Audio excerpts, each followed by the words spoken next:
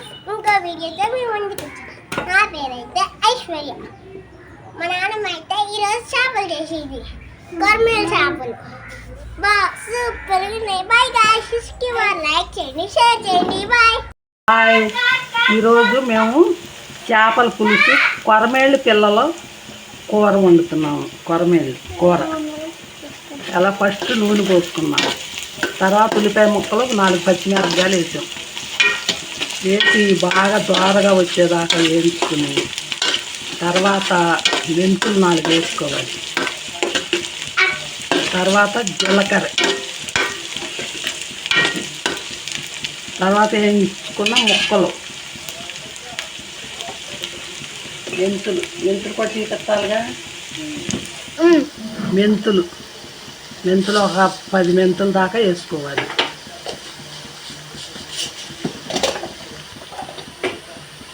తర్వాత జీలకర్ర పొడి,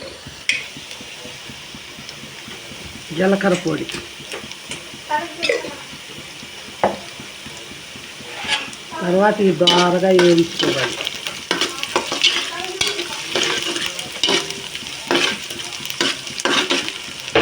ఉల్లిపాయ ముక్కలు మగ్గటాకి కొంచెం ఉప్పు వేస్తున్నాం.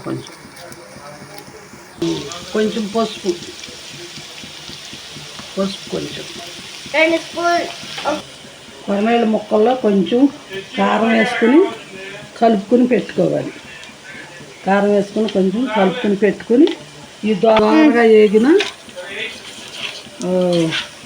ఉల్లిపాయ ముక్కల్లో ఈ ముక్కలు వేసేసుకోవాలి. ముక్కలు వేసుకుని కొంచెం వేగిన తర్వాత ముక్కలు వేసేసుకుని మన కారం సరిపోయిందో లేదో కొంచెం చూసుకోవాలి. పులుసులోకి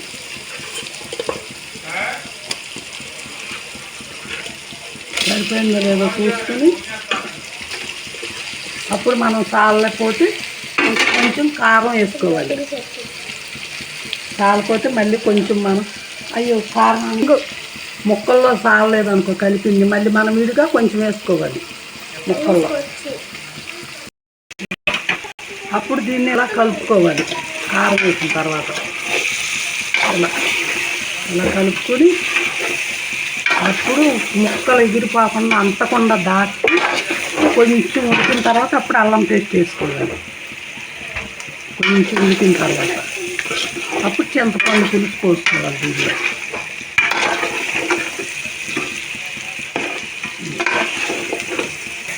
కొంచెం చూసుకోవాలి మనం కారం సరిపోయిందా లేదా అని చూసుకొని కాకుండా మళ్ళీ చాలకపోతే కొంచెం సరిపడా వేసుకోవాలి. ఇప్పుడు మాడకుండా ఉంటాకి మనం ఇలా మొగ్గేటప్పుడు అల్లం పేస్ట్ వేసుకోవాలి. అడుగు అంటకుండా ఉంటుంది అప్పుడు. అది అల్లం పేస్ట్ తర్వాత ఇట్లా నిదానంగా కదుపుకుంటా తిప్పుకుంటా అప్పుడు పులుసు పోసుకోవాలి. చింతపండు పులుసు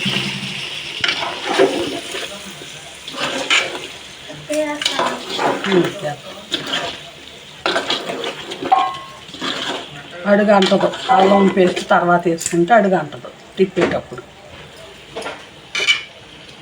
చింతపండు ముందుగానే నానబెట్టుకుని ఉంచుకోవాలి.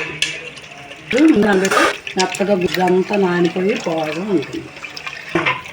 ఇట్టా మాడకుండా అడుగు అంటుకోకుండానే చింతపండు పులుసు పోసుకోవాలి. మనం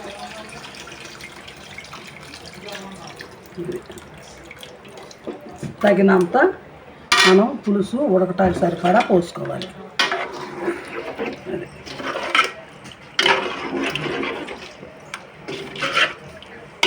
ఫస్ట్గా కొరమేళ్ళు కూర మొదలు పెట్టేసాం. మనం సరిపడా చింతపండు పులుసు పోసుకోవాలి.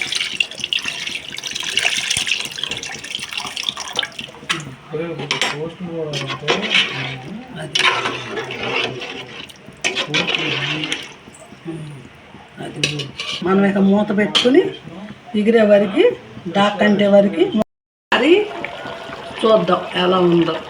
ఇంకా కొంచెం ఉడకాలి. మూత పెట్టేసి ఇంకా 10 నిమిషాలు పట్టుద్ది. 10 నిమిషాలు పాటు ఉడుకోవాలి. మనం పులుసు పోసినాక ఇలా అయిపోయింది కూర. కొత్తిమీర ఇలా తురుముకొని కొంచెం మసాలా అయిపోయింది 30 నిమిషాల్లో. ఇదిగో కొంచెం మసాలా, కొత్తిమీర మసాలా ఇంకా అయిపోయింది కూర.